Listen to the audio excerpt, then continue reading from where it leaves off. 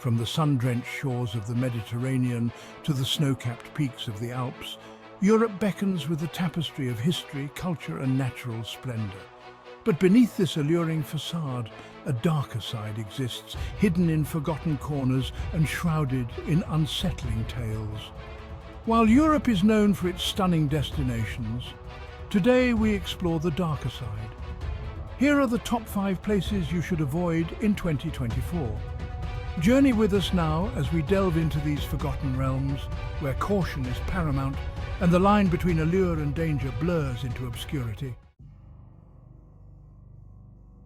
Our journey begins in the desolate plains of Ukraine, where the spectre of disaster lingers.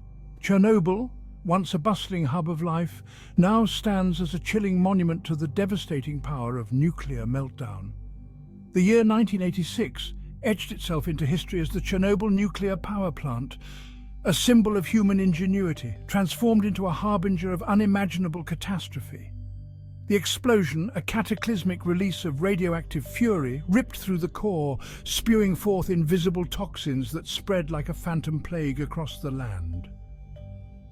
What was once a vibrant community, teeming with the laughter of children and the dreams of families, became a desolate wasteland, abandoned in haste, its silence now broken only by the creak of decaying structures and the whisper of the wind through deserted streets. Even today, decades after the disaster, the invisible hand of radiation holds sway. The Earth, poisoned by unseen particles, remains largely uninhabitable, a stark reminder of the enduring consequences of technological hubris. We see the remnants of a life abruptly interrupted, toys strewn across nursery floors, half-eaten meals left on tables, a calendar frozen on the fateful day. The ghost town of Pripyat, once a thriving community built to house the power plant workers and their families, now stands as a haunting testament to the sudden exodus. Apartment blocks stand empty, their windows like vacant eyes staring out at the deserted playground below. The Ferris wheel, a symbol of joy and childhood, now stands rusting and motionless, a poignant reminder of the stolen innocence of the children who once played beneath its shadow. The silence is heavy, broken only by the wind whistling through the empty streets, a mournful dirge for a community lost. The exclusion zone surrounding Chernobyl serves as a stark warning, a chilling testament to the fragility of human ambition in the face of nature's untamed power. We travel westward, leaving behind the spectral silence of Chernobyl for the bustling canals of Venice, a city where beauty and decay dance in a delicate, precarious balance. Venice, the floating city, a marvel of human ingenuity and artistry, has for centuries captivated the hearts and minds of travellers from across the globe. Its labyrinthine waterways, spanned by graceful bridges and adorned with ornate palaces, weave a tapestry of charm and romance. Yet, beneath this captivating veneer lies a stark reality, one of relentless crowds and the relentless erosion of its fragile ecosystem. The very allure that draws millions to Venice each year, its unique character, its historical significance, its picturesque canals, has become its Achilles heel. The sheer volume of tourists, thronging its narrow streets and crowding its gondolas, threatens to overwhelm the delicate balance that has sustained this city for centuries. The canals, once arteries of trade and lifeblood of the city, now teem with motorized water taxis, their wakes eroding the foundations of ancient buildings and churning the water into a murky soup. The incessant foot traffic wears away at the ancient cobblestones, and the very air feels thick with the exhaust fumes of countless engines. The true Venice, the Venice of local artisans and fishermen, of quiet neighborhood squares and intimate trattorias, is slowly being suffocated beneath a tide of selfie sticks and souvenir shops. The soul of the city is being diluted, its authenticity drowned out by the cacophony of mass tourism. For those seeking an authentic Venetian experience, one steeped in history and culture, the crowds, the noise, and the relentless commercialization can be overwhelming. The beauty remains, but it is a beauty under siege, a fragile ecosystem struggling to survive the onslaught of its own popularity. Our journey takes us now to the rugged hills of Wales, where the scars of industrial decline run deep. Here, nestled amongst the rolling green hills and windswept valleys, lie the forgotten mining towns, remnants of a bygone era when coal fueled the engines of the British Empire. These towns, once vibrant hubs of industry and community, now stand as stark reminders of the cyclical nature of progress and the human cost of economic transition. The mines, once sources of livelihood for generations of families, stand silent, their dark mouths gaping like open wounds in the landscape. The collieries, once bustling with activity, are now ghostly skeletons of steel and rust, their machinery frozen in time, monuments to a lost industry. The terraced houses, once homes to proud mining families, now stand empty, their windows boarded up, their paint peeling, their gardens overgrown. The unemployment, the poverty, the lack of opportunity, these are the legacies of a forgotten industry, burdens borne by the communities left behind in the relentless march of globalization.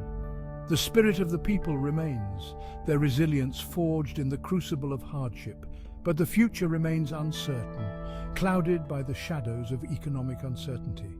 The Welsh mining towns serve as a poignant reminder that progress often comes at a price, and that the human cost of economic transition can be profound and enduring.